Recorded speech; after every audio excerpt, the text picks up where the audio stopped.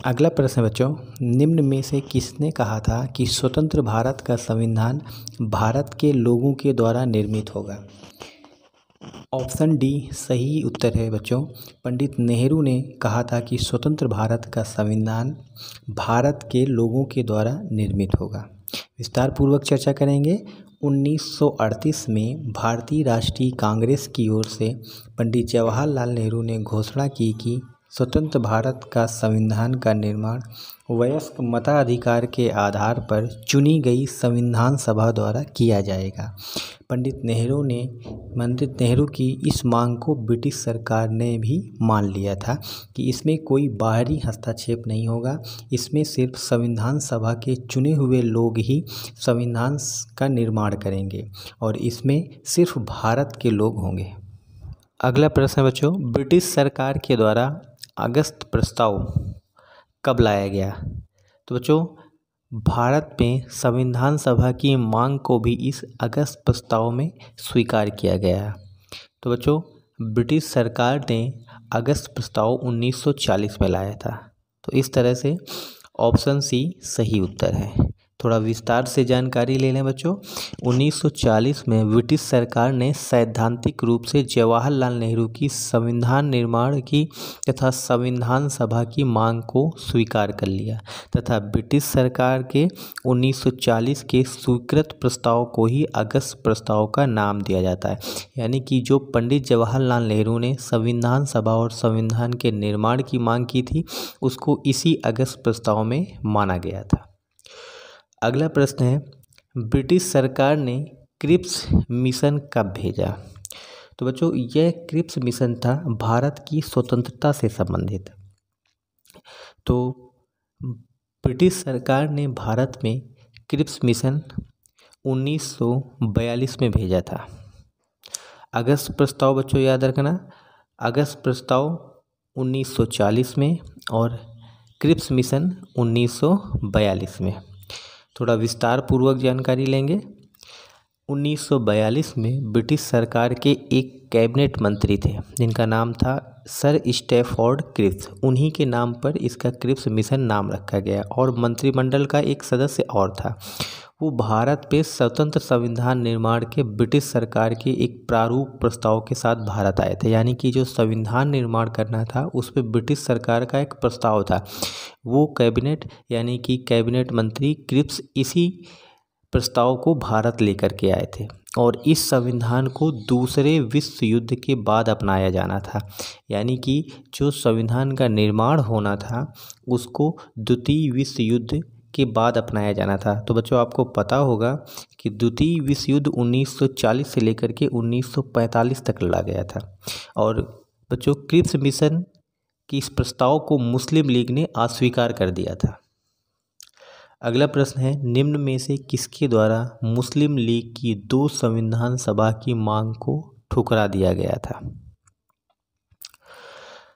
अब बच्चों, आपको ऑप्शन दिया गया है क्रिप्स मिशन, ऑप्शन बी है अगस्त प्रस्ताव, कैबिनेट मिशन और पूना समझौता।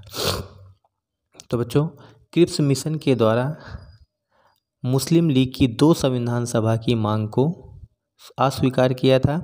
यानी कि जब क्रिप्स मिशन भारत आया तो उसी समय ऑल इंडिया मुस्लिम लीग ने भारत में 2 संविधान की मांग रखी जिसको क्रिप्स मिशन ने अस्वीकार कर दिया। बच्चों, अगला प्रश्न है, निम्नलिखित कथनों में से कौन सा कथन सत्य है? आपको 4 कथन दिए गए हैं जिनमें से बताना है कि कौन सा कथन सत्य है। संविधान सभा की कुल सदस्य संख्या 389 थी। यानी कि जो संविधान निर्माण के लिए संविधान सभा गठित की गई उसकी संख्या 389 थी और उन 389 सीट में से 93 सीट देशी रियासतों को आवंटित की गई थी और 389 सीट से 296 सीट ब्रिटिश भारत की थी। तो बच्चों, इनमें से सारे कथन सत्य हैं, यानी कि ऑप्शन डी सही उत्तर हो जाता है। विस्तार से इस प्रश्न के बारे में जानेंगे। बच्चों, संविधान निर्माण के लिए जो संविधान सभा का गठन हुआ था उसकी कुल सदस्य संख्या 389 थी और 63 93 सीटें देसी रियासतों की थी तथा 296 सीटें ब्रिटिश भारत की थी। यह संविधान सभा की संरचना थी। अगला प्रश्न है, निम्नलिखित कथनों पर विचार कीजिए। संविधान सभा आंशिक रूप से चुनी हुई निकाय थी। ऑप्शन ए कहता है संविधान सभा आंशिक रूप से चुनी हुई निकाय थी, यानी कि प्रत्यक्ष मतदान और अप्रत्यक्ष मतदान।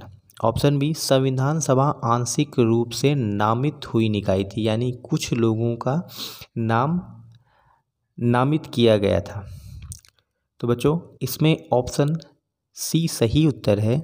यह दोनों कथन ही सत्य हैं, यानी कि संविधान सभा के जो सदस्य थे उनको कुछ को नामित किया गया था तथा कुछ सदस्य जो थे वह चुनाव के द्वारा चुने गए थे। इसके पहले हमने संविधान सभा के संरचना के बारे में देखा था। बच्चों अगला प्रश्न देखेंगे, संविधान सभा की पहली बैठक कब हुई थी? ऑप्शन ए है 9 दिसंबर 1946, ऑप्शन बी है 10 दिसंबर 1946, ऑप्शन सी है 9 दिसंबर 1947, ऑप्शन डी है 10 दिसंबर 1947। बच्चों ऑप्शन ए सही उत्तर है। संविधान सभा की पहली बैठक 9 दिसंबर 1946 को हुई थी। तो बच्चों भारत में जब संविधान सभा का गठन कर दिया गया तब उसका मुख्य कार्य था संविधान का निर्माण करना।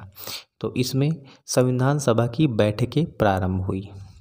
अगला प्रश्न है, संविधान सभा की पहली बैठक की अध्यक्षता किसने किया था? तो बच्चों इसके पहले हमने क्वेश्चन पढ़ा था कि संविधान सभा की प्रथम बैठक कब हुई थी। वो थी 9 दिसंबर 1946 को, और इसमें पूछा गया है संविधान सभा की पहली बैठक की अध्यक्षता किसने की थी। तो बच्चों ऑप्शन बी सही उत्तर है, डॉक्टर सच्चिदानंद सिन्हा। विस्तार से जानकारी लेंगे बच्चों। फ्रांस की तरह संविधान सभा के सबसे वरिष्ठ सदस्य, यानी फ्रांस में जब संविधान का निर्माण हुआ तो वहाँ पे सबसे जो वरिष्ठ सदस्य उनको संविधान सभा का अध्यक्ष बनाया गया था। उसी को देखते हुए भारत में भी संविधान सभा की जब पहली बैठक हुई तो संविधान सभा के जो वह सबसे वरिष्ठ सदस्य डॉक्टर सच्चिदानंद सिन्हा, उनको ही संविधान सभा का प्रथम अध्यक्ष बनाया गया। अगला प्रश्न है बच्चों, संविधान सभा का स्थायी अध्यक्ष किसे चुना गया? यानी कि जो संविधान सभा के प्रथम अध्यक्ष थे डॉक्टर सच्चिदानंद सिन्हा, वरिष्ठतम थे संविधान सभा में, इसलिए उनको अध्यक्ष चुना गया। लेकिन इसके पश्चात संविधान सभा का एक स्थायी अध्यक्ष चुना गया और वह थे बच्चों डॉक्टर राजेंद्र प्रसाद, यानी संविधान सभा के स्थायी अध्यक्ष डॉक्टर राजेंद्र प्रसाद थे। तो बच्चों संविधान सभा की दूसरी बैठक में राजेंद्र प्रसाद को स्थायी अध्यक्ष चुना गया था, और इसके साथ साथ संविधान सभा में जो दो उपाध्यक्ष थे, यानी डॉक्टर एस.सी. मुखर्जी और वी.टी. कृष्णमाचारी, इन दोनों लोगों को उपाध्यक्ष चुना गया। यानी कि संविधान सभा में एक अध्यक्ष और दो उपाध्यक्ष चुने गए। तो बच्चों इन क्वेश्चंस को सही से पढ़ लें और रट लें। अगला प्रश्न है, संविधान सभा में उद्देश्य प्रस्ताव कब पारित हुआ था? बच्चों संविधान सभा में संविधान निर्माण के लिए हमारे क्या उद्देश्य होंगे, उनको लेकर के पंडित जवाहरलाल नेहरू ने संविधान सभा में उद्देश्य प्रस्ताव पारित किया था, और वह तारीख थी बच्चों 13 दिसंबर 1946। यानी कि सही उत्तर हो जाता है ऑप्शन डी, 13 दिसंबर 1946 को संविधान सभा में उद्देश्य प्रस्ताव पारित किया गया था। अगले प्रश्न की ओर बढ़ते हैं बच्चों, संविधान सभा में उद्देश्य प्रस्ताव किसने प्रस्तुत किया था?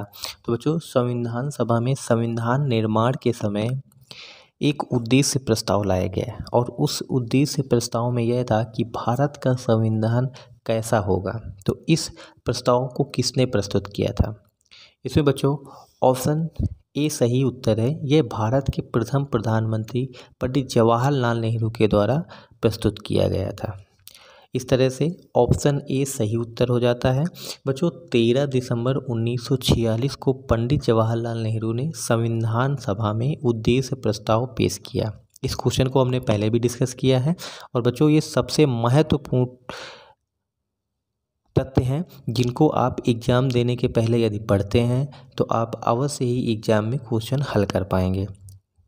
इस उद्देश्य प्रस्ताव में बच्चों संवैधानिक संरचना के ढांचे और दर्शन की भी झलक थी और बच्चों इस प्रस्ताव को 22 जनवरी 1947 को संविधान सभा में स्वीकार कर लिया गया। तो बच्चों आप सभी को उद्देश्य प्रस्ताव से प्रश्न जो बनता है वो जरूर रट लेना चाहिए, जैसा कि उद्देश्य प्रस्ताव किसने पास किया और उद्देश्य प्रस्ताव को कब प्रस्तुत किया गया था। इसके पश्चात बच्चों इस उद्देश्य प्रस्ताव को संविधान सभा ने कब स्वीकार कर लिया था। बच्चों यह सबसे महत्वपूर्ण प्रश्न है, इसको जरूर आप पढ़ें। अगले प्रश्न की ओर बढ़ते हैं बच्चों। माउंटबेटन योजना कब प्रस्तुत की गई थी।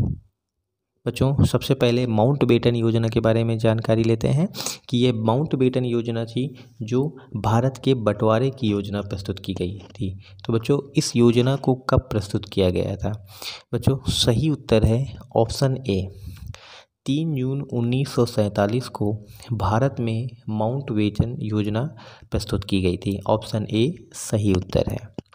तो बच्चों आप सभी सारे जितने भी प्रश्न मैं डिस्कस कर रहा हूँ उनको ध्यानपूर्वक पढ़ते रहिए और बार बार इन प्रश्नों को हल करने का प्रयास कीजिए ताकि आप एग्ज़ाम में सभी क्वेश्चंस को हल कर सकें।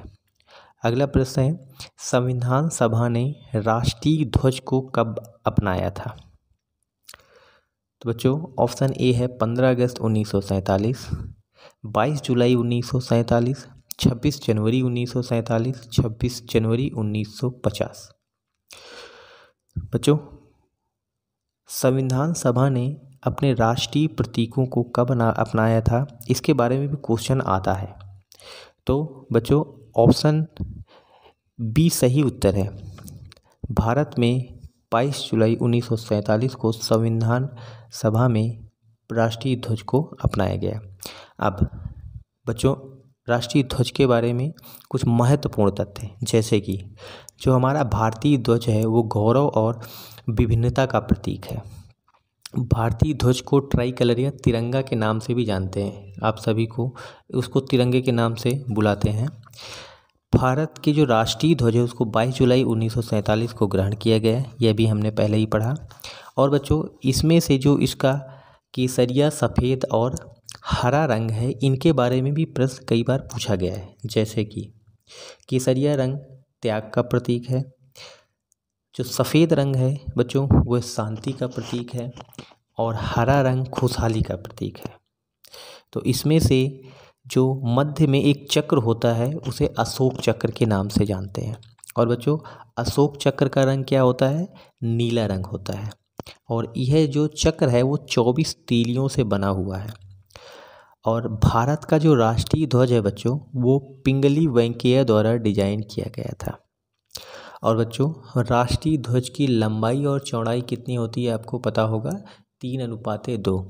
तो बच्चों राष्ट्रीय ध्वज के बारे में विस्तृत रूप से हमने जाना कि इसको हम तिरंगे के नाम से भी जानते हैं। इसकी लंबाई चौड़ाई का अनुपात 3:2 होता है। इसमें 3 रंग हैं जिसमें से केसरिया, सफ़ेद और हरा रंग है। केसरिया रंग त्याग का प्रतीक है तथा हरा रंग खुशहाली का और सफ़ेद रंग शांति का प्रतीक है। बच्चों हमारे राष्ट्रीय ध्वज में बीच में एक चक्र है जो कि अशोक चक्र के नाम से जाना जाता है, जिसमें 24 तेलियां बनी हुई हैं। और बच्चों इस तिरंगे को 22 जुलाई 1947 को संविधान सभा ने स्वीकार किया था। अगला प्रश्न है बच्चों भारत के प्रथम राष्ट्रपति कौन थे। बच्चों भारत का प्रथम राष्ट्रपति भारत का पहला नागरिक होता है। और बच्चों भारत का प्रथम प्रधानमंत्री थे डॉक्टर राजेंद्र प्रसाद। इस तरह से ऑप्शन ए सही उत्तर है। बच्चों भारत में संविधान सभा के प्रथम स्थायी अध्यक्ष भी डॉक्टर राजेंद्र प्रसाद थे। और भारत में जब संविधान सभा का निर्माण पूरा हो चुका था, जो संविधान सभा ने संविधान का निर्माण किया उसके पश्चात ही राजेंद्र प्रसाद को भारत का प्रथम राष्ट्रपति चुना गया। अगला प्रश्न है बच्चों, कई बार एग्जाम्स में पूछा गया है, भारत का संविधान कितने दिनों में बनकर तैयार हुआ था? यानी कि जब भारत के संविधान सभा ने भारत के संविधान को कितने दिनों में निर्मित किया? तो बच्चों ऑप्शन सी सही उत्तर है। भारत का जो संविधान था वह 2 वर्ष 11 माह और 18 दिन में बनकर तैयार हुआ। और कुछ विस्तृत जानकारी लेंगे इस बच्चों। संविधान सभा जो संविधान का निर्माण किया उसमें लगभग 60 देशों के संविधान का अवलोकन किया गया था और संविधान सभा में 114 दिन तक संविधान निर्माण की चर्चा हुई। तो बच्चों 60 देशों के संविधानों का अवलोकन करने का मुख्य कारण यह था कि सभी संविधान की अच्छी जो तथ्य हैं उनको हम अपने संविधान में ग्रहण कर सकें। अगला प्रश्न है बच्चों, संविधान निर्माण में कितने रुपए खर्च हुए थे? तो बच्चों जब किसी भी चीज़ का निर्माण करते हैं तो आप सभी को पता ही होगा कि कुछ ना कुछ खर्च आता है। यानी कि संविधान दूसरे संविधानों का अवलोकन करना, वहाँ की उपस्थिति बनाना, इस सारी चीज़ों में संविधान निर्माण में कुछ पैसे खर्च हुए थे। तो वह कितने रुपए थे? तो बच्चों ऑप्शन डी सही उत्तर है। संविधान निर्माण में 64 लाख रुपए खर्च हुए थे। बच्चों ये क्वेश्चन जो हमने डिस्कस किया ये कई एग्जामों में एसएससी तथा बैंक एग्जाम में आ चुका है, तो इस क्वेश्चन को आप याद रखिए। संविधान निर्माण में 64 लाख रुपए खर्च हुए थे। अगला प्रश्न है बच्चों, भारत के राष्ट्रीय गान को कब अपनाया गया था? बच्चों अपना भारत का जो राष्ट्रीय गान है उसको रविन्द्रनाथ टैगोर के द्वारा रचित किया गया था। और इस राष्ट्रीय गान को कब अपनाया गया था ऐसा क्वेश्चन कई बार आया है। तो बच्चों ऑप्शन सी सही उत्तर है। 24 जनवरी 1950 को भारत के राष्ट्रीय गान को अपनाया गया। कुछ विस्तृत जानकारी लेंगे हम। भारत का जो राष्ट्रगान था वह रविन्द्रनाथ टैगोर ने दिया था। और सबसे महत्वपूर्ण बात यह हो जाती है बच्चों कि इस राष्ट्रीय गान को कुल 52 सेकंड में गाया जाता है। ये क्वेश्चन भी कई बार पूछा गया है एग्जाम में। भारत की जो राष्ट्रगान है यानी जनगण मन, इसको हम 52 सेकंड में पूरा किया जाता है। बच्चों रविन्द्रनाथ टैगोर जो भारत के प्रथम व्यक्ति थे जिनको नोबेल पुरस्कार मिला और इनको 1913 में साहित्य में नोबेल पुरस्कार मिला था। अगला प्रश्न पढ़ते हैं, भारत के राष्ट्रीय गीत की रचना किसने किया था? इसके पहले हमने बच्चों पढ़ा था राष्ट्रगान के बारे में, राष्ट्रगान की रचना किसने किया और राष्ट्रीय गीत की रचना किसने किया। ये 2 क्वेश्चन बहुत ही महत्वपूर्ण हैं और लगभग हर एग्जाम में ये पूछे जाते हैं।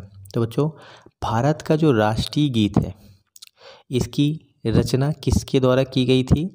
बच्चों ऑप्शन ए सही उत्तर है।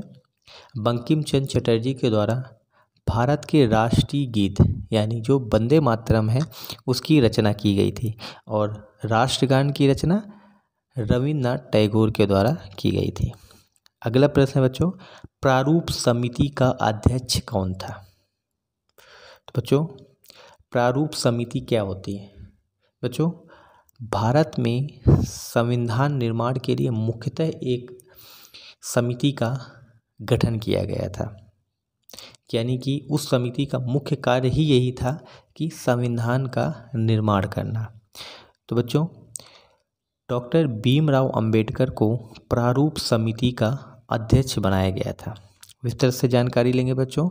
प्रारूप समिति जिसका मुख्य कार्य संविधान निर्माण था उसके अध्यक्ष कौन थे? BR अम्बेडकर यानी भीमराव अंबेडकर। संविधान सभा की सबसे प्रमुख समिति थी। बच्चों प्रमुख समिति इसलिए क्योंकि इसी समिति का कार्य था संविधान का निर्माण करना। और इसके अन्य सदस्य थे बच्चों गोपाला स्वामी अय्यर, कृष्ण स्वामी, KM मुंशी, मोहम्मद सादुल्ला, माधवा राव और TT कृष्णमाचारी। अगला प्रश्न बच्चों, भारत के संविधान को कब अपनाया गया था?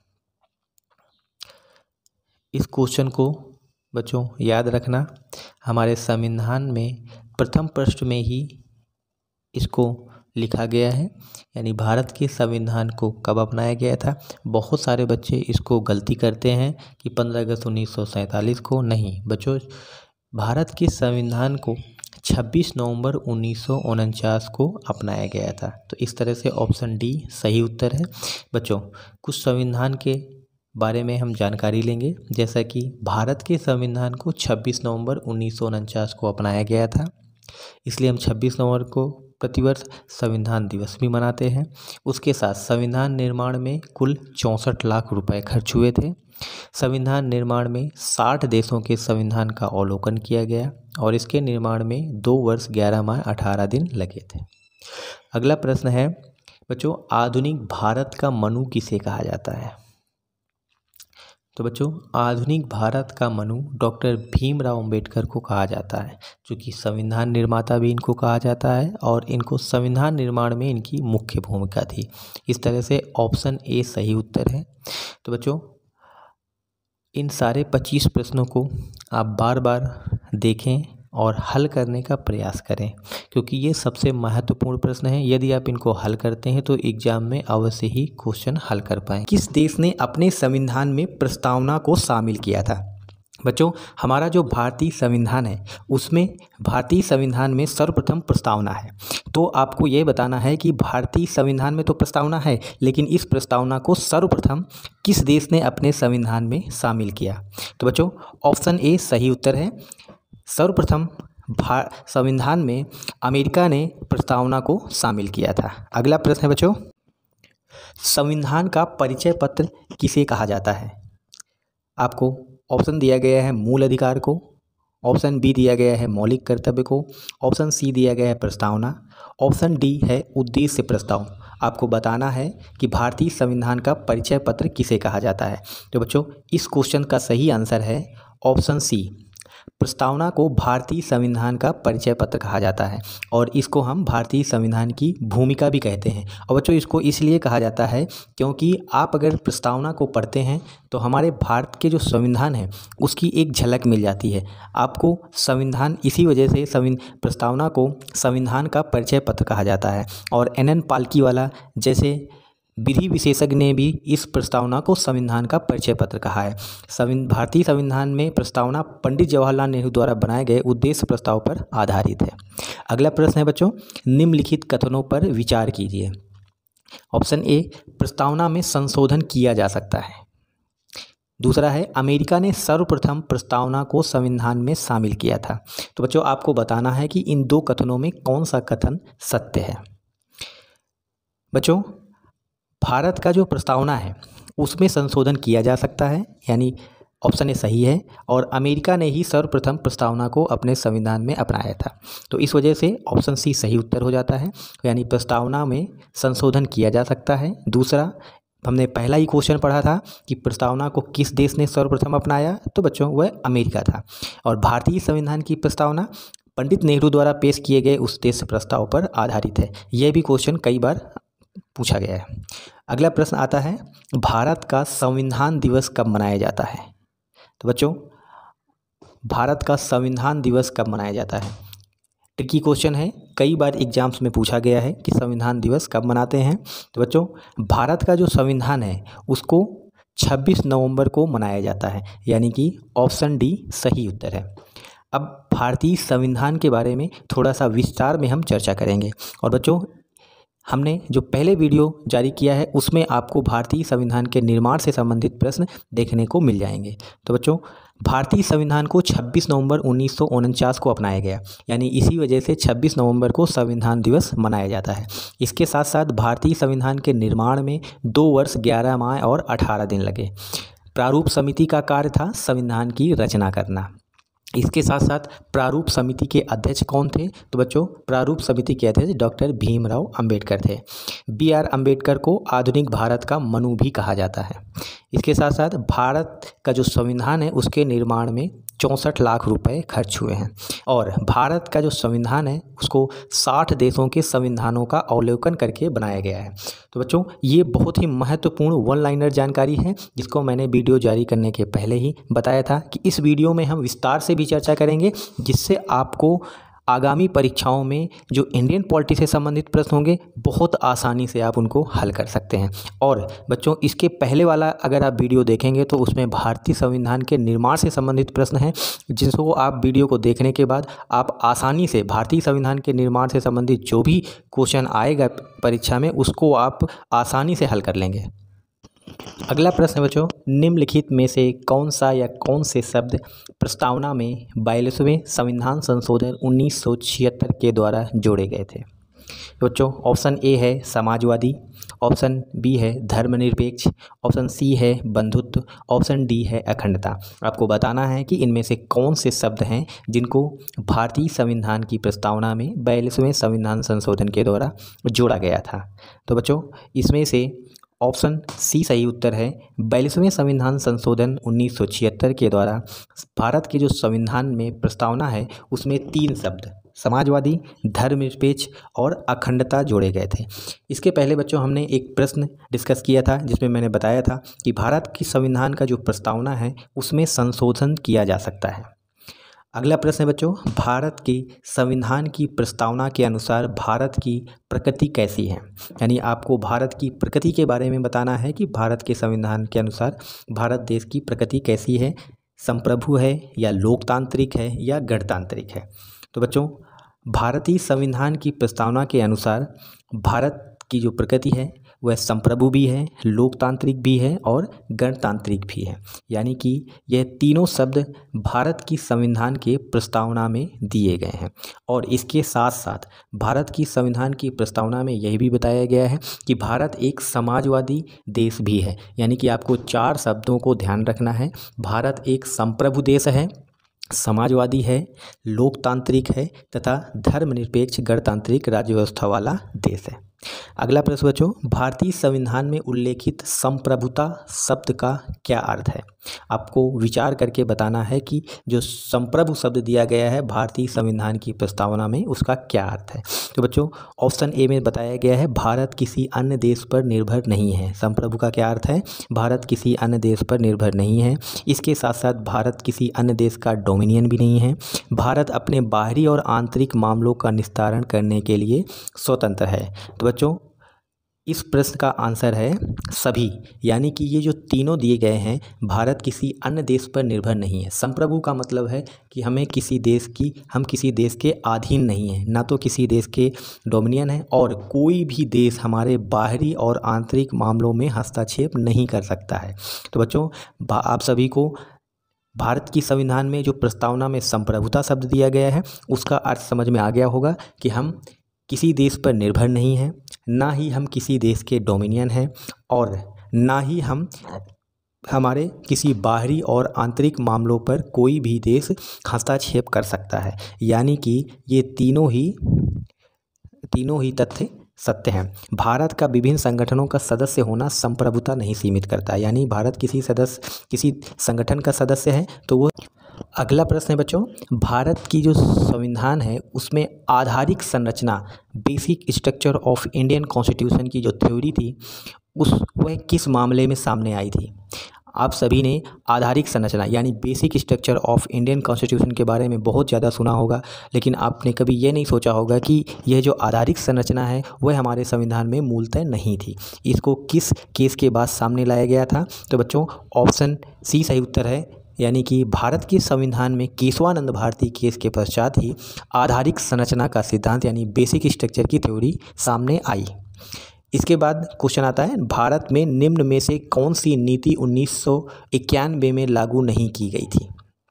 आपको क्वेश्चन ध्यानपूर्वक पढ़ना है और बताना है कि इन तीनों में से उदारीकरण, लोकतांत्रिकरण, निजीकरण और वैश्वीकरण में से कौन सा नीति 1991 में लागू नहीं की गई थी? तो बच्चों ऑप्शन बी सही उत्तर है। 1991 में भारत सरकार ने वैश्वीकरण, निजीकरण और उदारीकरण की नीति अपनाई लेकिन लोकतांत्रिकरण की नीति नहीं अपनाई गई थी। तो इस तरह से ऑप्शन बी सही उत्तर हो जाता है। बच्चों, आप सभी इन क्वेश्चंस को ध्यानपूर्वक पढ़ते रहिए ताकि आप आगामी परीक्षाओं में इंडियन पॉलिटी से संबंधित सारे प्रश्न आसानी से हल कर सकें। और मैं आपको 100% गारंटी के साथ कह रहा हूँ कि इन क्वेश्चन से ही आपको आगामी परीक्षाओं में क्वेश्चन मिलने वाले हैं। अगला प्रश्न है, निम्नलिखित कथनों पर विचार कीजिए। भारतीय समाजवाद लोकतांत्रिक समाजवाद है। ऑप्शन बी, भारतीय समाजवाद साम्यवादी समाजवाद है। तीसरा है, भारतीय समाजवाद मार्क्सवादी और गांधीवादी का मिला जुला रूप है। भारतीय समाजवाद गांधीवाद समाजवाद की ओर जुड़ा हुआ है। आपको बताना है इनमें से कौन सा कथन सत्य है।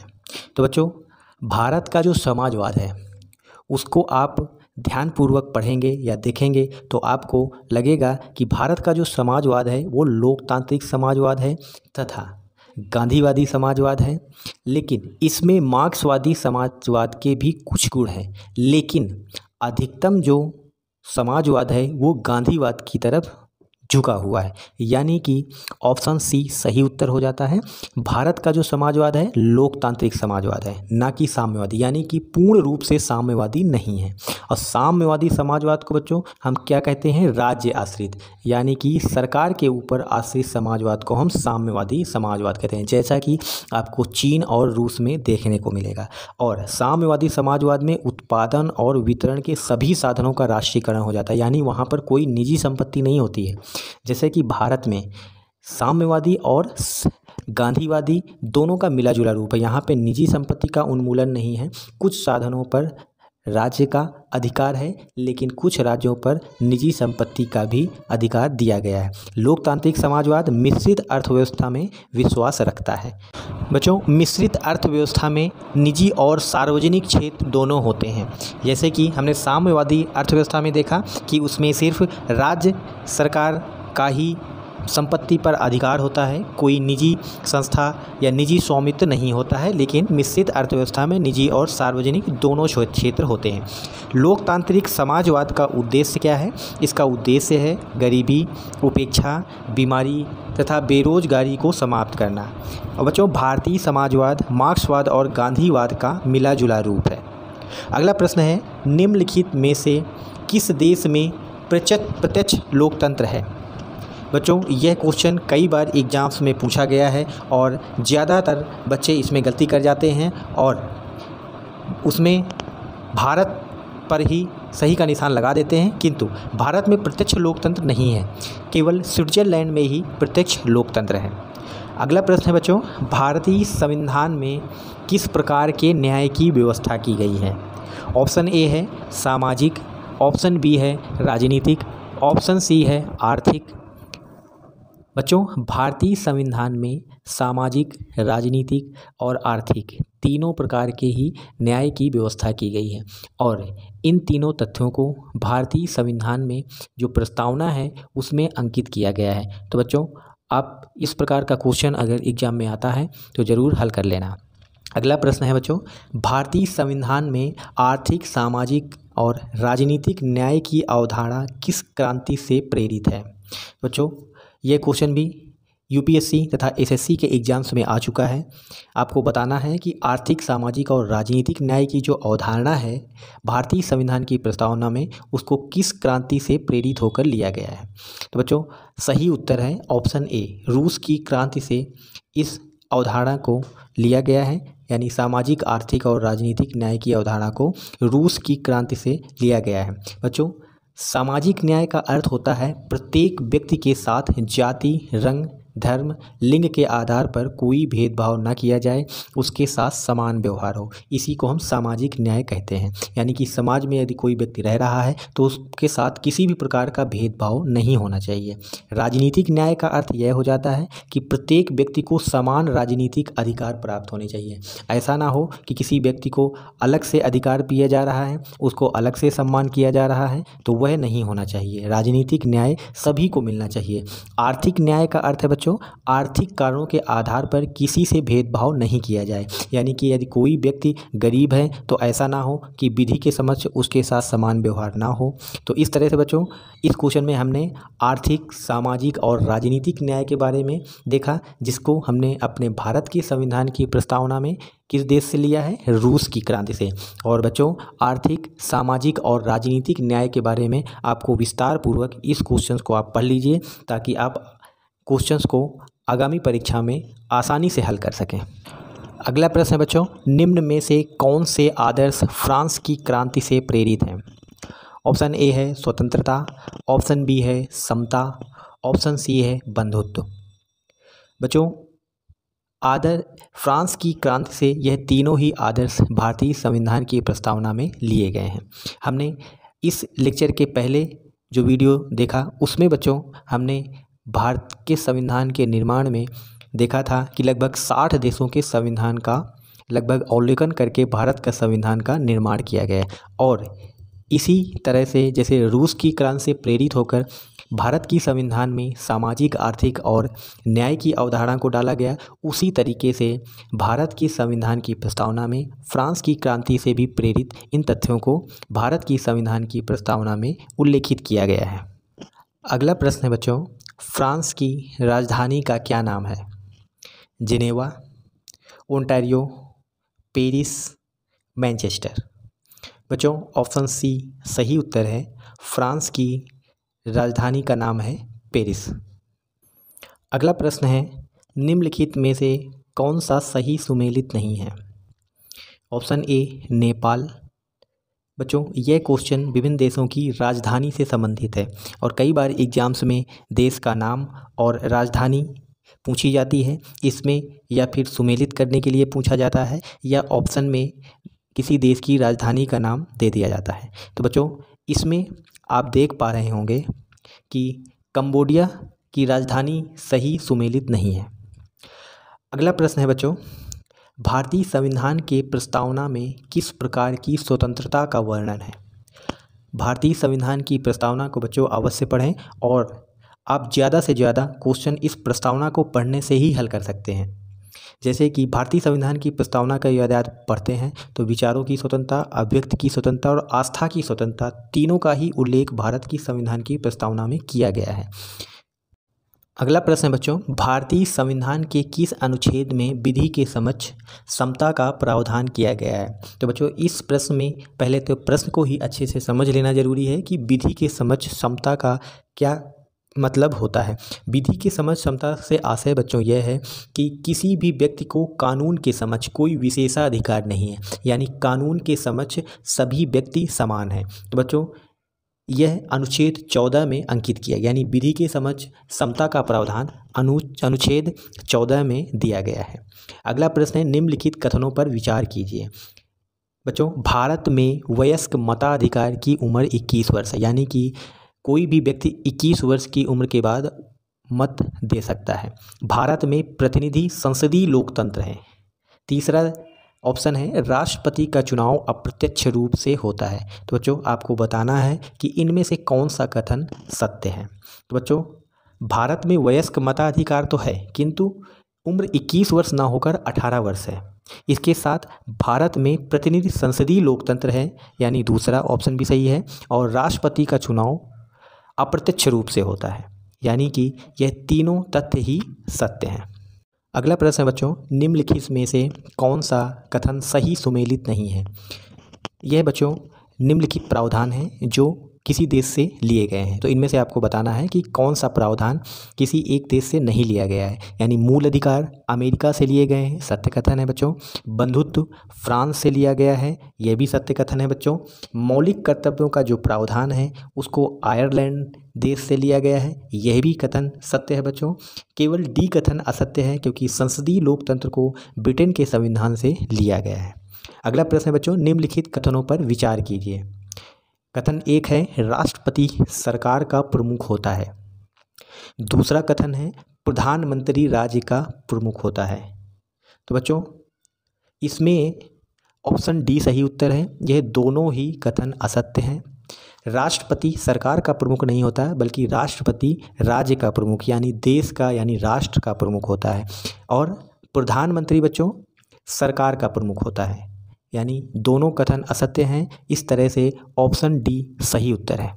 बच्चों आप सभी को यह वीडियो कैसा लगा? यदि आपको यह वीडियो पसंद आया तो इसको लाइक, शेयर और सब्सक्राइब करना ना भूलें, ताकि आपको आगे आने वाला वीडियो जल्दी प्राप्त हो सके। धन्यवाद। पहले के वीडियो में मैंने आपको बताया था कि भारत का जो संविधान है उसको लगभग 60 देशों के संविधानों का अवलोकन कर बनाया गया है।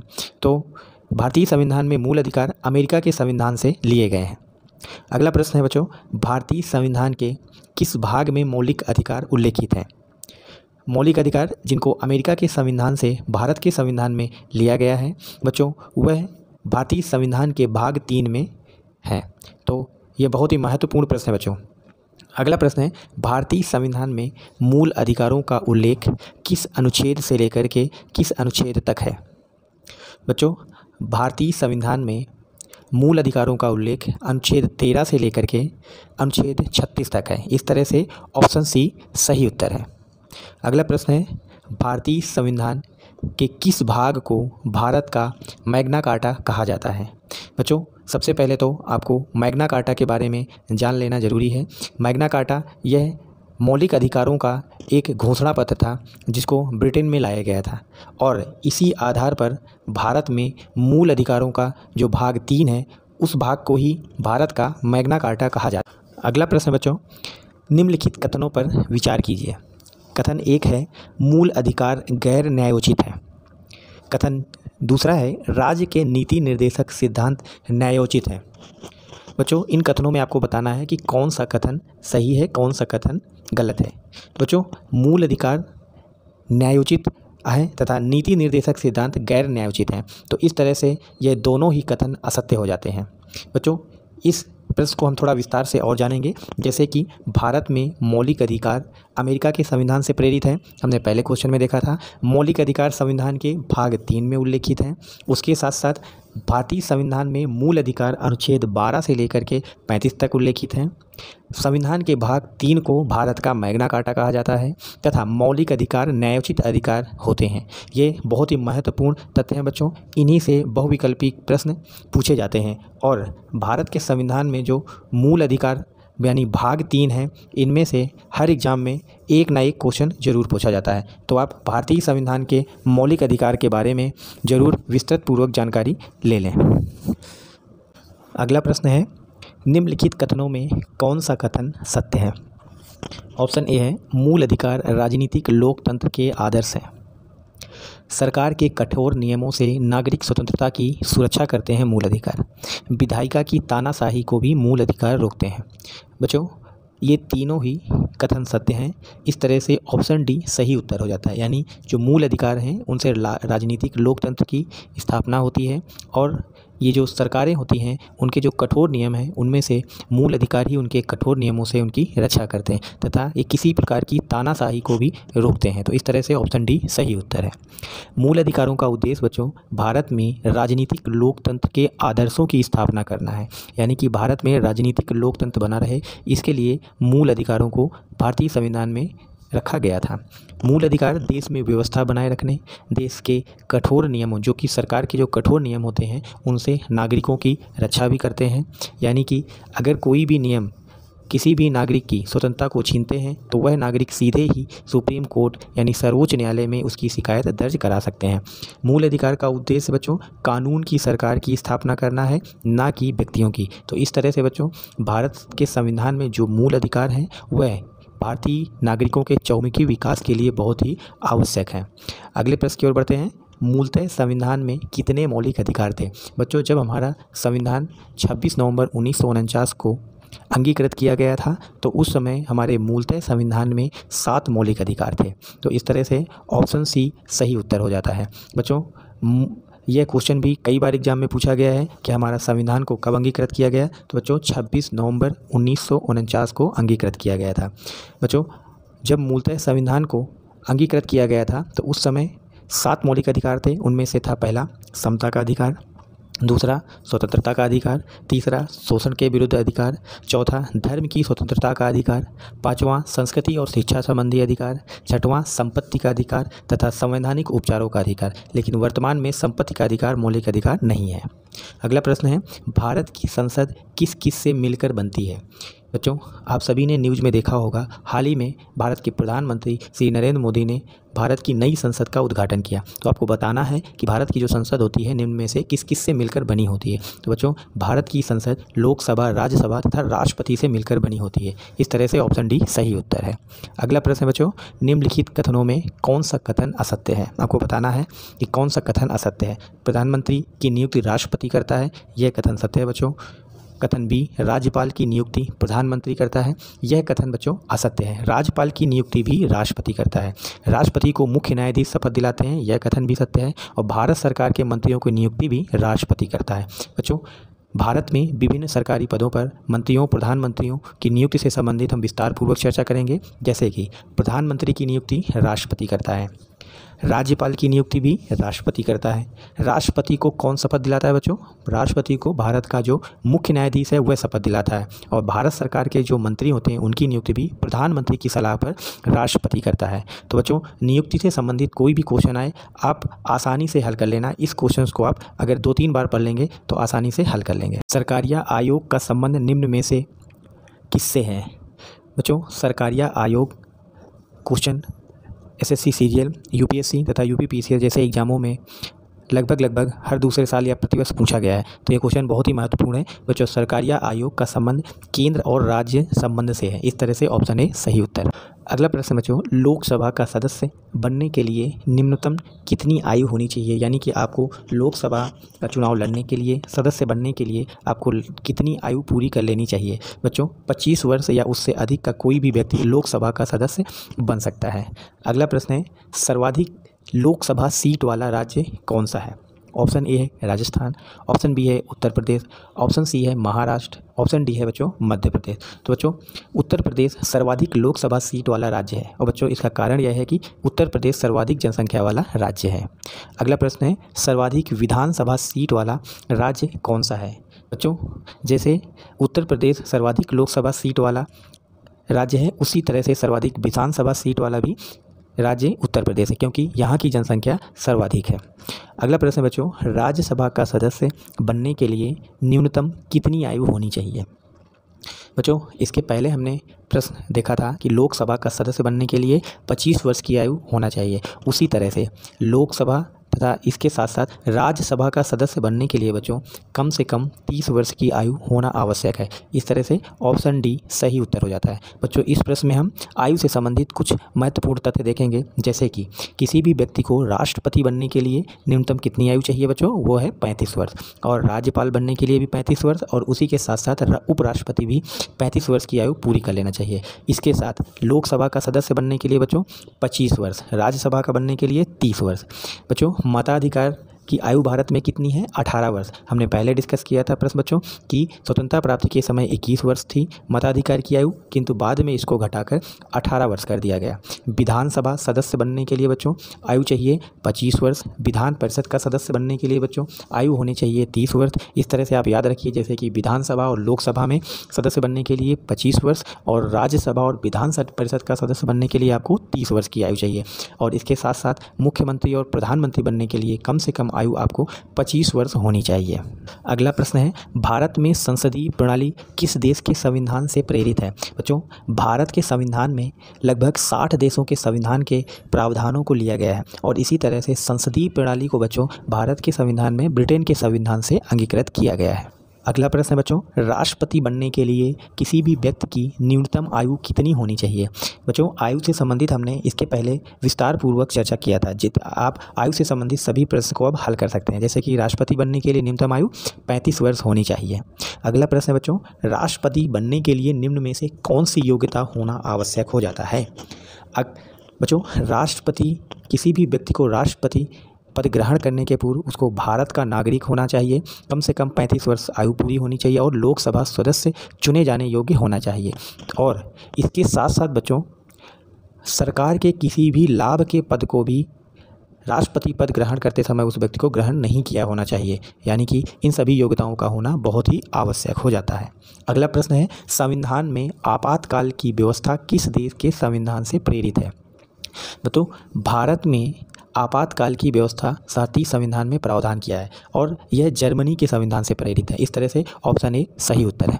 अगला प्रश्न बच्चों, निम्नलिखित में से कौन से आपातकाल की व्याख्या भारत के संविधान में नहीं है? ऑप्शन ए हो जाता है राष्ट्रीय आपातकाल, ऑप्शन बी है राजकीय आपातकाल, वित्तीय आपातकाल और राजनीतिक आपातकाल। बच्चों, राजनीतिक आपातकाल भारतीय संविधान में नहीं है। बच्चों, भारतीय संविधान में आपातकाल की व्यवस्था जर्मनी के संविधान से प्रेरित है। यह विस्तारपूर्वक तथ्य आप बार बार पढ़िए ताकि आपको प्रश्न हल करने में आसानी होगी। और भारत में आपातकाल सिर्फ राष्ट्रपति ही लगा सकता है, यानी और कोई व्यक्ति आपातकाल नहीं लगा सकता है। आपातकाल के संबंध में संविधान में भाग 18 में इनका वर्णन किया गया है। और आपातकाल 3 प्रकार के हैं, राष्ट्रीय आपातकाल, राजकीय आपातकाल और वित्तीय आपातकाल। आप इन अनुच्छेदों को भी याद रखिए, यही क्वेश्चन पूछे जाते हैं। अगला प्रश्न है, यदि उपराष्ट्रपति अपना त्याग पत्र देना चाहे तो वह किस व्यक्ति को अपना त्याग पत्र संबोधित करेगा? बच्चों, भारत में यदि उपराष्ट्रपति को त्याग पत्र देना है तो वह अपना त्याग पत्र राष्ट्रपति के नाम पर संबोधित करेगा। इस तरह से ऑप्शन ए सही उत्तर है। बच्चों, भारत में उपराष्ट्रपति का पद ग्रहण करने के लिए कुछ योग्यताएं हैं, जिनमें से व्यक्ति को भारत का नागरिक होना चाहिए, कम से कम 35 वर्ष की आयु पूरी कर लेनी चाहिए और राज्यसभा के सदस्य के रूप में निर्वाचित होने योग्य होना चाहिए। इसके से साथ साथ बच्चों, वह व्यक्ति किसी भी लाभ के पद पर ना हो, ना तो किसी केंद्र सरकार के, ना ही राज्य सरकार या ना ही किसी स्थानीय प्राधिकरण के लाभ के पद पर होना चाहिए। यह सभी उपराष्ट्रपति पद के लिए योग्यताएं हैं। अगला प्रश्न बच्चों, राष्ट्रपति शासन संविधान की किस अनुच्छेद के अंतर्गत लागू किया जाता है? बच्चों, अभी हमने आपातकाल के संबंध में चर्चा किया था, तो इस तरह से हमने देखा था कि अनुच्छेद 356 के अंतर्गत किसी भी राज्य में यदि राज्यपाल सलाह करता है राष्ट्रपति को कि इस राज्य में राष्ट्रपति शासन लागू किया जाए, तो बच्चों अनुच्छेद 356 की सहायता से राष्ट्रपति उस राज्य में राष्ट्रपति शासन लागू कर सकता है, यानी कि अनुच्छेद 356 राजकीय आपातकाल से संबंधित है। अगला प्रश्न बच्चों, देश के पहले राष्ट्रपति जिनका संबंध राजनीति से नहीं था। बच्चों, आपको बताना है कि भारत में एकमात्र राष्ट्रपति थे जो कि राष्ट्रपति बनने से पहले वह राजनीति से संबंधित नहीं थे, और बच्चों वह थे APJ अब्दुल कलाम। इस तरह से ऑप्शन बी सही उत्तर है। अगला प्रश्न बच्चों, भारत में स्वतंत्रता प्राप्ति के समय मताधिकार की आयु कितनी थी? यानी कि 15 अगस्त 1947 को जब भारत आज़ाद हुआ तो उसके पश्चात हमारे भारत के संविधान में मताधिकार की आयु को 21 वर्ष निश्चित किया गया था। इस तरह से ऑप्शन बी सही उत्तर है। बच्चों, अगला प्रश्न है, किसी संविधान संशोधन के द्वारा मताधिकार की आयु को 21 वर्ष से घटाकर 18 वर्ष कर दिया गया था। बच्चों, इसके पहले हमने क्वेश्चन देखा था कि स्वतंत्रता प्राप्ति के पश्चात मताधिकार की आयु थी 21 वर्ष, लेकिन उसको घटाकर 18 वर्ष कर दिया गया। तो बच्चों, यह 61वें संविधान संशोधन 1989 के द्वारा किया गया था और वर्तमान में सार्वभौमिक मताधिकार की आयु है 18 वर्ष। बच्चों, भारत में मत देने का अधिकार किस प्रकार का अधिकार है?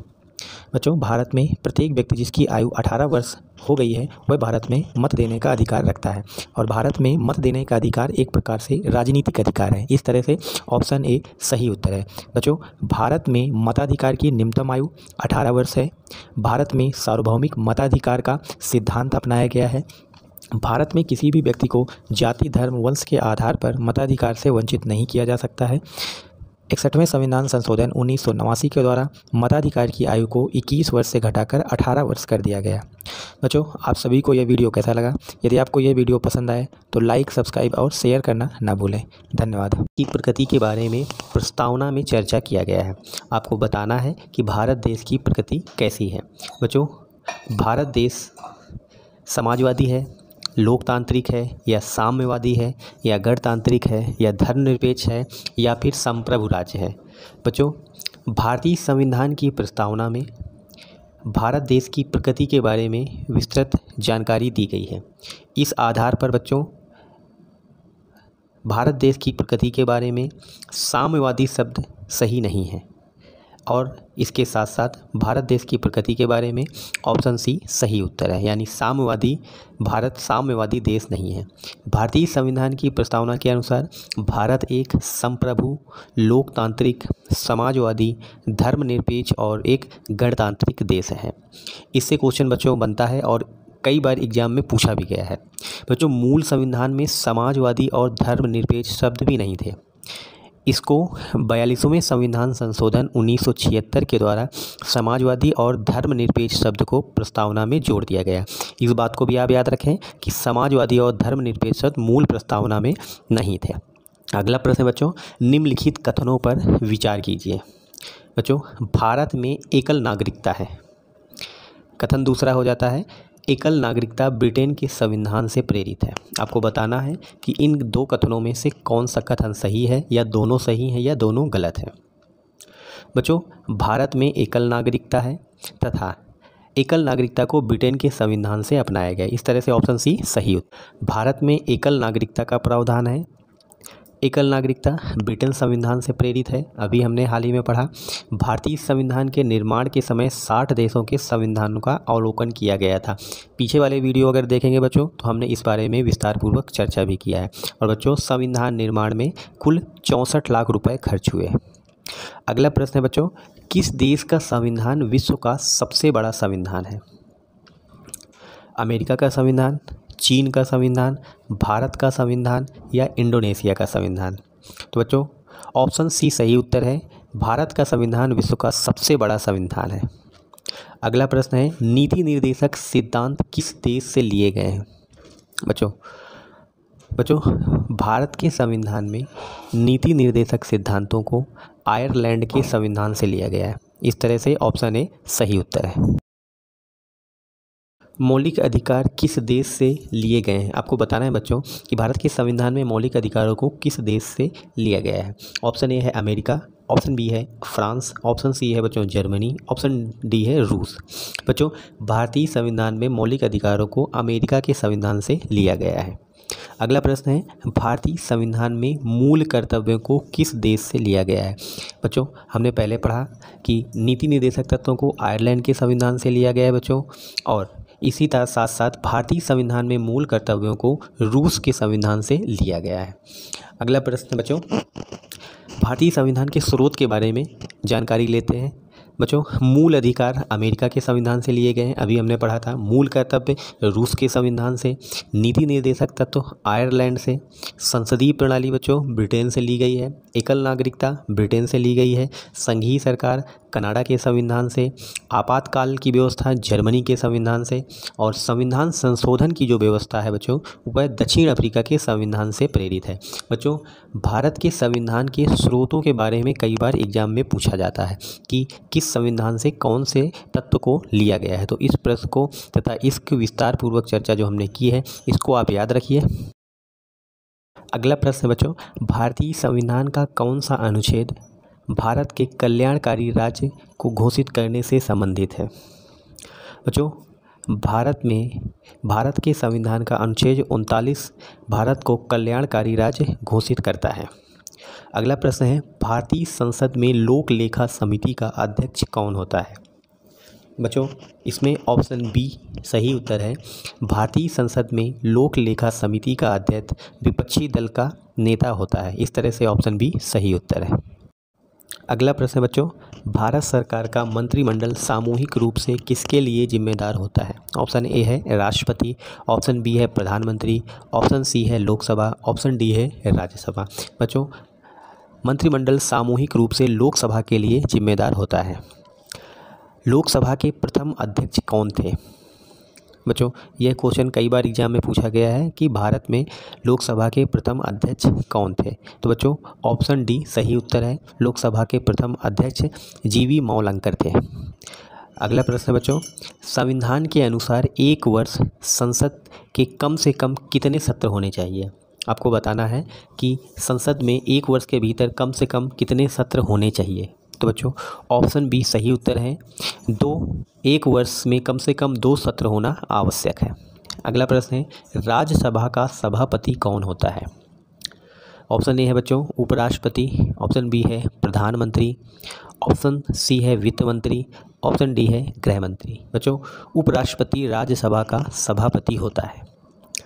उपराष्ट्रपति से संबंधित कुछ महत्वपूर्ण जानकारी हम लेंगे, जैसे कि उपराष्ट्रपति राज्यसभा का सभापति होता है, अभी हमने पिछले प्रश्न में चर्चा किया। बच्चों, उपराष्ट्रपति राष्ट्रपति के बाद 2 नंबर का नागरिक होता है, यानी कि पहले नंबर का नागरिक अपने भारत देश का राष्ट्रपति होता है और दूसरे नंबर पे उपराष्ट्रपति आता है। उपराष्ट्रपति पद के लिए योग्यताएं क्या होनी चाहिए? बच्चों, भारत का नागरिक होना चाहिए, 35 वर्ष की आयु पूरी करनी चाहिए, राज्यसभा का सदस्य बनने योग्य होना चाहिए, उसके साथ साथ सरकार के किसी लाभ के पद पर भी नहीं होना चाहिए। यह बच्चों उपराष्ट्रपति पद की योग्यताएं हैं। अगला प्रश्न है, राष्ट्रपति को कौन शपथ ग्रहण करवाता है? आपको बताना है बच्चों कि भारत का जो राष्ट्रपति है उसको कौन शपथ ग्रहण करवाता है। आप सभी ने टीवी वगैरह में देखा होगा कि भारत के राष्ट्रपति को भारत के मुख्य न्यायाधीश शपथ दिलाते हैं। अगला प्रश्न है बच्चों, किसकी स्वीकृति के बिना कोई भी सरकारी खर्च नहीं किया जा सकता है? भारत में कोई भी सरकारी खर्च किस संस्था या किस व्यक्ति की अनुमति से ही किया जा सकता है? तो बच्चों, वह है संसद। संसद की स्वीकृति के बिना कोई भी सरकारी खर्च नहीं हो सकता है। बच्चों, भारत की संसद जो है वो राष्ट्रपति, लोकसभा और राज्यसभा से मिलकर बनी होती है। ये क्वेश्चन एग्जाम में कई बार पूछा गया है कि भारत की संसद में कौन कौन शामिल है। तो बच्चों, राष्ट्रपति, लोकसभा और राज्यसभा।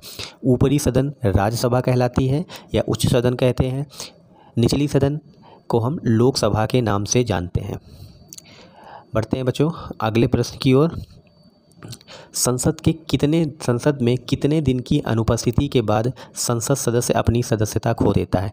बच्चों, यदि कोई भी सांसद संसद में बिना बताए 60 दिन तक अनुपस्थिति रहता है तो संसद से उसकी सदस्यता रद्द हो जाती है। तो इस तरह से ऑप्शन डी सही उत्तर है। कोई भी व्यक्ति या सांसद 60 दिन तक अनुपस्थिति रहने पर उसका संसद सदस्य नहीं रह जाएगा। संसदीय लोकतंत्र मतलब एक व्यक्ति एक मत, यह कथन किसने दिया था?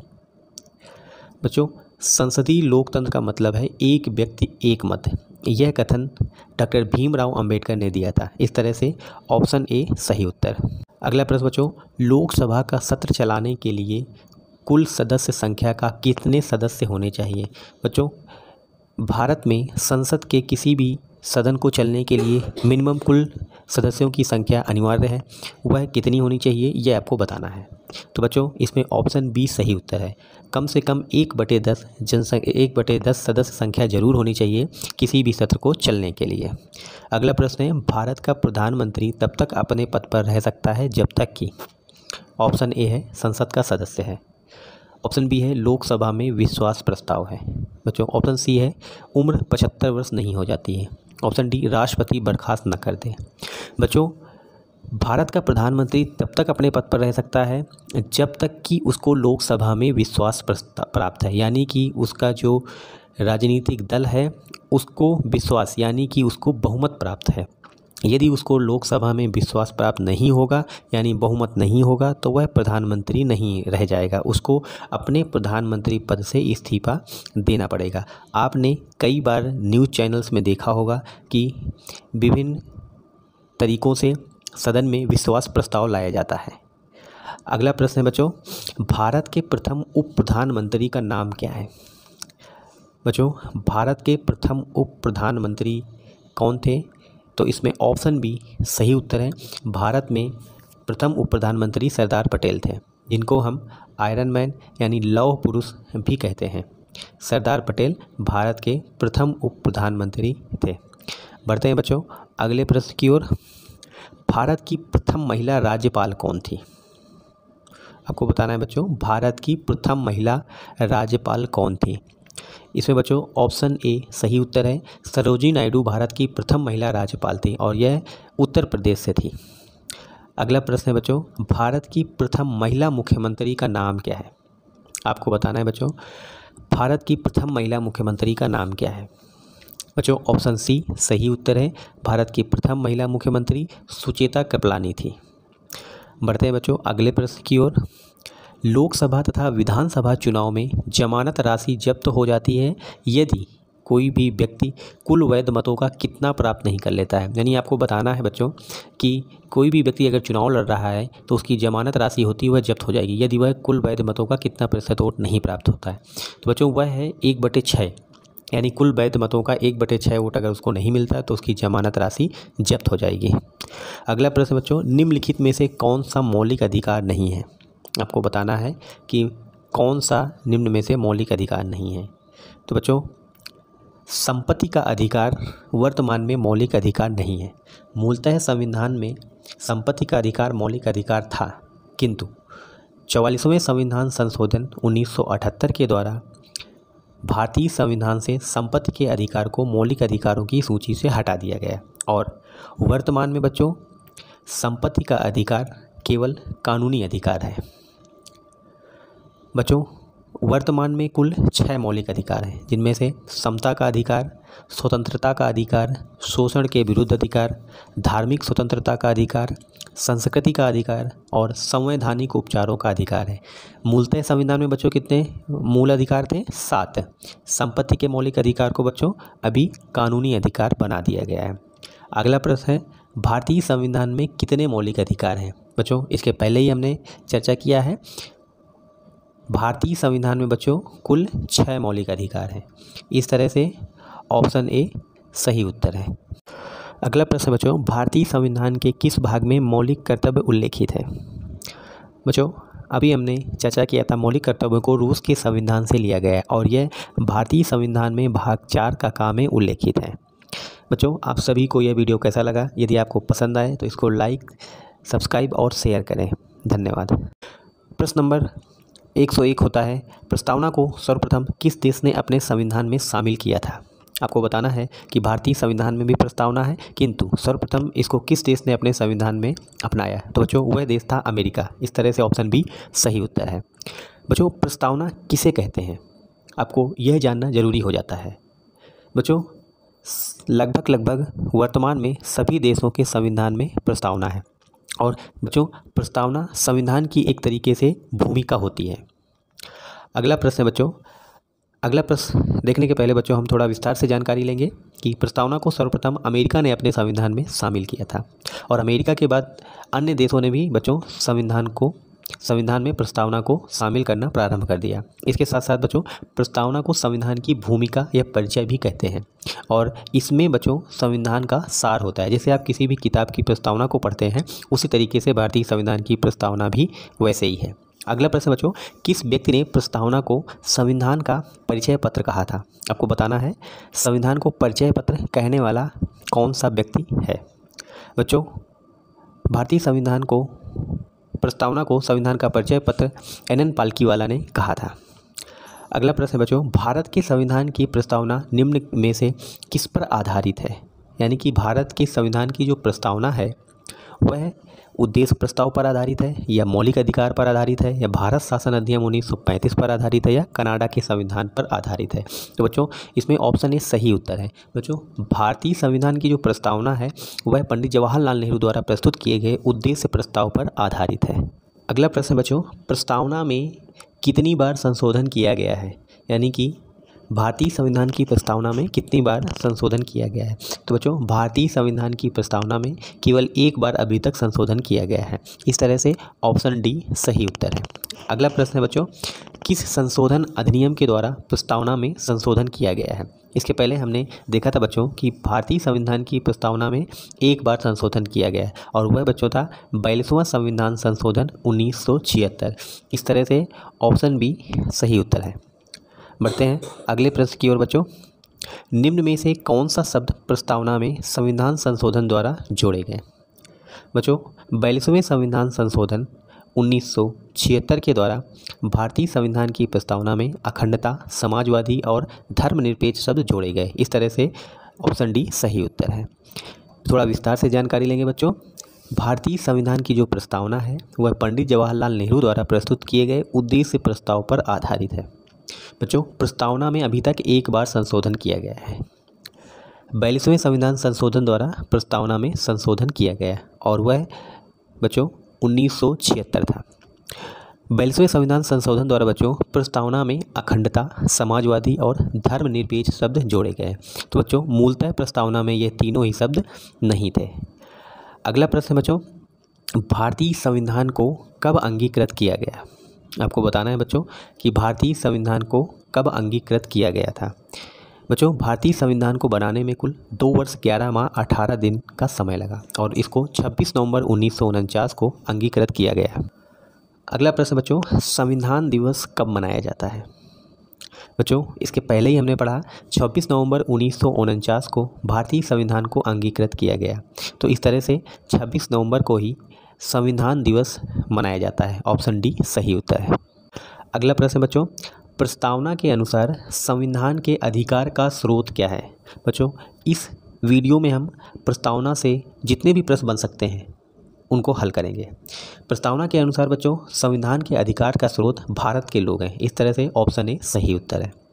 अगला प्रश्न है, भारत संयुक्त राष्ट्र संघ का सदस्य कब बना? तो बच्चों ऑप्शन ए सही उत्तर है। भारत संयुक्त राष्ट्र संघ का सदस्य 1945 में बना था। इस तरह से ऑप्शन ए सही उत्तर है। अगला प्रश्न बच्चों, किस प्रकार प्रस्तावना में संशोधन किया जा सकता है? आपको बताना है कि प्रस्तावना में संशोधन किस प्रकार के बहुमत से किया जा सकता है। बच्चों आप सभी को पता है कि प्रस्तावना में एक बार संशोधन किया गया है और वो भी विशेष बहुमत से ही प्रस्तावना में संशोधन किया जा सकता है। तो बच्चों विशेष बहुमत क्या होता है? बच्चों इसमें हम जानकारी लेंगे। बच्चों विशेष बहुमत सदन की कुल शक्ति के 50% से अधिक उपस्थित और मतदान करने वाले 2/3 सदस्यों के बहुमत को संदर्भित करता है और यह मुख्य रूप से अधिकांश संविधान संशोधन विधेयकों के लिए ही उपयोग किया जाता है। यानी कि साधारण विधेयक के लिए साधारण बहुमत, लेकिन संविधान संशोधन के लिए विशेष बहुमत। अगला प्रश्न है, भारत की प्रकृति कैसी है? आपको बताना है बच्चों कि भारत की प्रकृति कैसी है। बच्चों यदि आप प्रस्तावना को पढ़ेंगे तो उसमें भारत की प्रकृति के बारे में उल्लेख किया गया है कि भारत एक समाजवादी, लोकतांत्रिक और गणतांत्रिक देश है। इस तरह से ऑप्शन डी सही उत्तर है। प्रस्तावना के बारे में बच्चों विस्तार से हम जानकारी लेंगे। प्रस्तावना कहती है कि भारतीय संविधान भारत के लोगों से शक्ति अधिग्रहित करता है।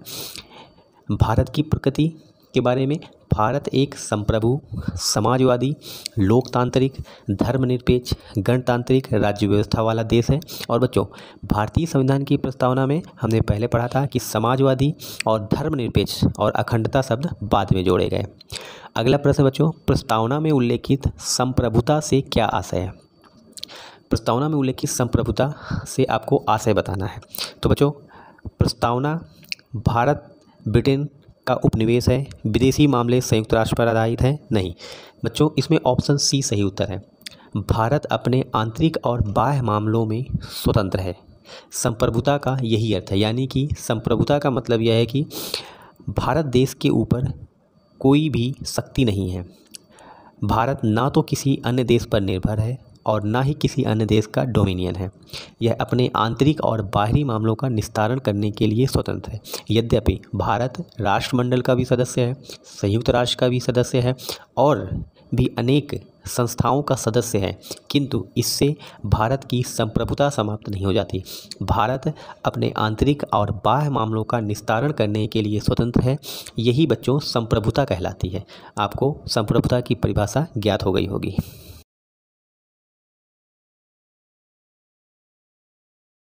अगला प्रश्न बच्चों, उद्देश्य प्रस्ताव किसने प्रस्तुत किया था?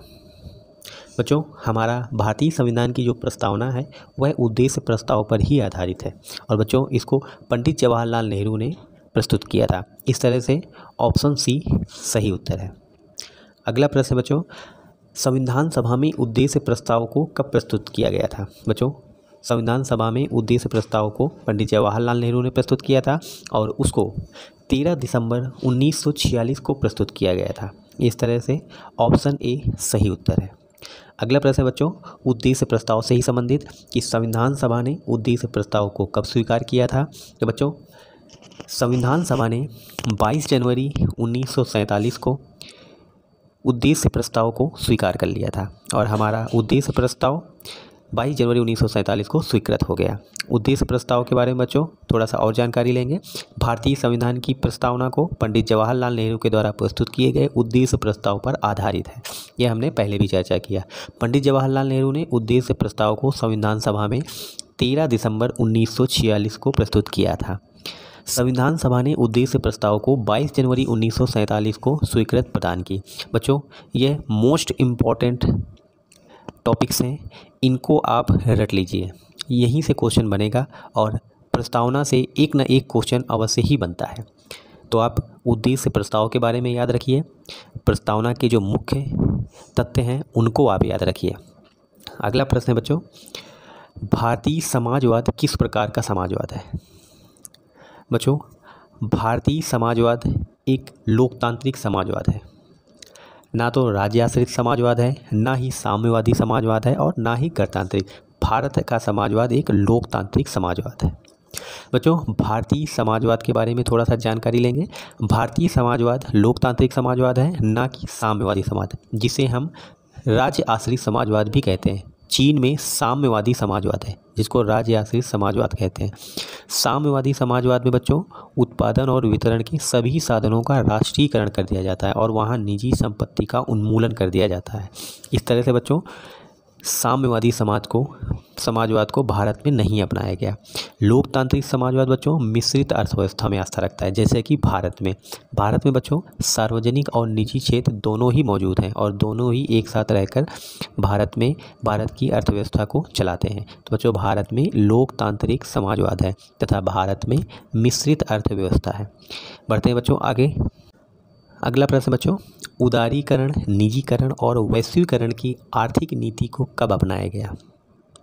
बच्चों भारत में आर्थिक संकट आया था, उसी समय उदारीकरण, निजीकरण और वैश्वीकरण की आर्थिक नीति को अपनाया गया और वह बच्चों था 1991। तो इस तरह से ऑप्शन सी सही उत्तर है।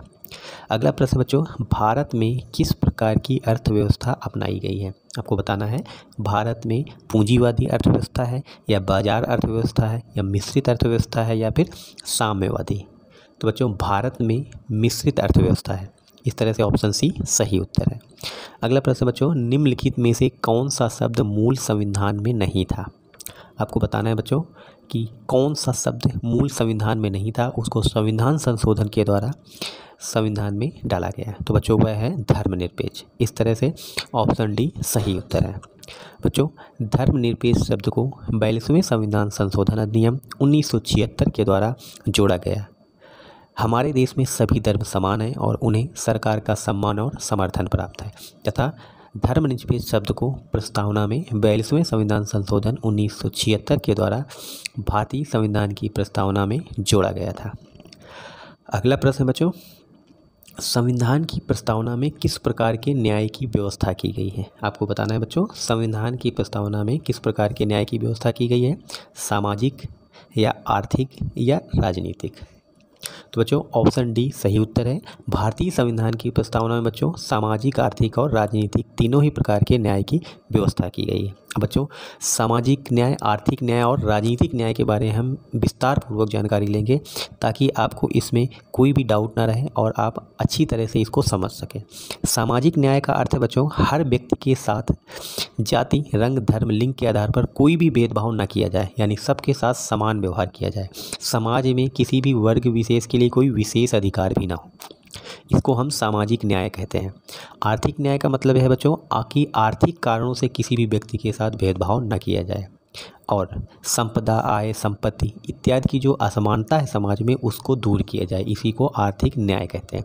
और बच्चों राजनीतिक न्याय का अर्थ यह हो जाता है कि हर व्यक्ति को समान राजनीतिक अधिकार प्राप्त हो, यानी कि समाज में प्रत्येक व्यक्ति के साथ भेदभाव न किया जाए, किसी भी के साथ अमीरी गरीबी के साथ भेदभाव न किया जाए, सभी व्यक्तियों को समान राजनीतिक अधिकार प्राप्त हो। इसी की व्यवस्था भारतीय संविधान की प्रस्तावना में किया गया है, जिसको हम सामाजिक, आर्थिक और राजनीतिक न्याय के नाम से जानते हैं। बच्चों इसको आप अच्छे से रट लीजिए या आप कहीं अपनी नोटबुक में कहीं पर लिख लीजिए, यहीं से कोई ना कोई प्रश्न बनता है। बढ़ते हैं बच्चों अगले प्रश्न की ओर। निम्न में से किस देश में प्रत्यक्ष लोकतंत्र की व्यवस्था है? आपको बताना है बच्चों किस देश में प्रत्यक्ष लोकतंत्र है? तो बच्चों ऑप्शन डी सही उत्तर है। स्विट्जरलैंड देश में प्रत्यक्ष लोकतंत्र की व्यवस्था है। अगला प्रश्न बच्चों, भारतीय संविधान की प्रस्तावना में बंधुत्व शब्द को किस देश से अपनाया गया है? आपको बताना है बच्चों कि बंधुत्व शब्द यानी भाईचारे का जो शब्द है वह किस देश से अपनाया गया है? तो बच्चों ऑप्शन डी सही उत्तर है। बंधुत्व शब्द को हमने अपने भारतीय संविधान की प्रस्तावना में फ्रांस के संविधान से अपनाया है। अगला प्रश्न है, प्रस्तावना में सामाजिक, आर्थिक तथा राजनीतिक न्याय की अवधारणा को किस क्रांति से लिया गया है? अभी हाल ही में बच्चों हमने प्रश्न में डिस्कस किया था कि सामाजिक, आर्थिक और राजनीतिक न्याय क्या होता है। तो बच्चों इन्हीं को रूस के क्रांति से भारतीय संविधान में अपनाया गया है। बच्चों जैसा कि मैंने पहले ही बताया था कि प्रत्येक वीडियो में हम विस्तार से प्रश्नों की चर्चा करेंगे तथा तथ्यात्मक जानकारी भी हम शेयर करेंगे। तो बच्चों इस वीडियो में हम कुछ तथ्य के बारे में जानकारी ले लेते हैं, जैसे कि अमेरिका के संविधान में प्रस्तावना को सबसे पहले अपनाया गया था। बच्चों ये तथ्य बहुत ही महत्वपूर्ण है, आप इनको अपनी डायरी में कहीं नोट कर लीजिए तथा इनको बार बार अध्ययन करते रहिए। बच्चों प्रस्तावना को संविधान का परिचय पत्र कहते हैं। प्रस्तावना में अभी तक एक बार संशोधन किया गया है और वह कब किया गया है बच्चों? 42वें संविधान संशोधन 1976 में। और इस संशोधन के द्वारा समाजवादी, धर्मनिरपेक्ष और अखंडता शब्द को शामिल किया गया है। बच्चों प्रस्तावना क्या कहती है? प्रस्तावना कहती है कि भारत का संविधान भारत के लोगों से शक्ति अधिग्रहित करता है, यानी कि भारत के संविधान की शक्ति भारत के लोगों में है। और भारतीय संविधान को बच्चों 26 नवंबर 1949 को लागू किया गया था। बच्चों इन तथ्यों को आप ज़रूर नोट कर लीजिए ताकि आपको बार बार इनको याद करने में आसानी होगी। संविधान की प्रस्तावना यह घोषणा करती है बच्चों कि भारत एक संप्रभु, समाजवादी, धर्मनिरपेक्ष, लोकतांत्रिक और गणतांत्रिक राज्य व्यवस्था वाला देश है। इससे बच्चों प्रश्न बना है कि भारत की संविधान क्या घोषणा करती है, यह भारत कैसा देश है? तो आपको याद रखना है संप्रभु, समाजवादी, धर्मनिरपेक्ष, लोकतांत्रिक और गणतांत्रिक। बच्चों संविधान का उद्देश्य है न्याय, स्वतंत्रता, समता तथा बंधुत्व की स्थापना करना। बच्चों बंधुत्व का अर्थ है भाईचारे की भावना। बच्चों स्वतंत्रता का अर्थ है कि लोगों की गतिविधियों पर किसी प्रकार की रोक टोक की अनुपस्थिति तथा साथ ही व्यक्ति के विकास के लिए अवसर प्रदान करना। भारतीय संविधान की प्रस्तावना में बच्चों सामाजिक, राजनीतिक और आर्थिक न्याय की बात कही गई है, यानी कि किसी भी व्यक्ति के साथ समाज में कोई भेदभाव ना हो, समान राजनीतिक अधिकार प्राप्त हों तथा अमीरी और गरीबी के आधार पर किसी के साथ व्यवहार ना हो। और बच्चों भारतीय संविधान की प्रस्तावना पंडित जवाहरलाल नेहरू के द्वारा प्रस्तुत किए गए उद्देश्य प्रस्ताव पर आधारित है, जिसको 13 दिसंबर 1946 को संविधान सभा में प्रस्तुत किया गया था। और इसको उद्देश्य प्रस्ताव को संविधान सभा ने 22 जनवरी 1947 को अपनी स्वीकृति प्रदान कर दी। और बच्चों भारत में जो सामाजिक, आर्थिक और राजनीतिक न्याय की व्यवस्था है वह रूस की क्रांति से प्रेरित है। भारत एक लोकतांत्रिक समाज वाला देश है तथा भारत एक धर्मनिरपेक्ष राज्य है। आगे बच्चों धर्म तथा राज्य के संबंध के आधार पर 3 प्रकार के राज्य होते हैं, जैसा कि पहला नास्तिक राज्य। बच्चों नास्तिक राज्य धर्म विरोधी राज्य होता है, जो सभी धर्मों का विरोध करता है, उसको हम नास्तिक राज्य कहते हैं। सैद्धांतिक राज्य ऐसा राज्य होता है बच्चों जिसका अपना एक धर्म होता है, जैसे बांग्लादेश हो गया मुस्लिम धर्म, जैसे श्रीलंका हो गया। धर्मनिरपेक्ष राज्य बच्चों धर्मनिरपेक्ष राज्य में राज्य का कोई धर्म नहीं होता है, राज्य सभी धर्मों को समान व्यवहार करता है। तो धर्म और राज्य के संबंध में बच्चों याद रखना 3 प्रकार के राज्य हैं, नास्तिक राज्य, सैद्धांतिक राज्य और धर्मनिरपेक्ष राज्य। बच्चों आप सभी को यह वीडियो कैसा लगा आप कमेंट में ज़रूर लिख करके बताइए। यदि आपको और कोई जानकारी चाहिए तो आप कमेंट में लिख सकते हैं। धन्यवाद बच्चों।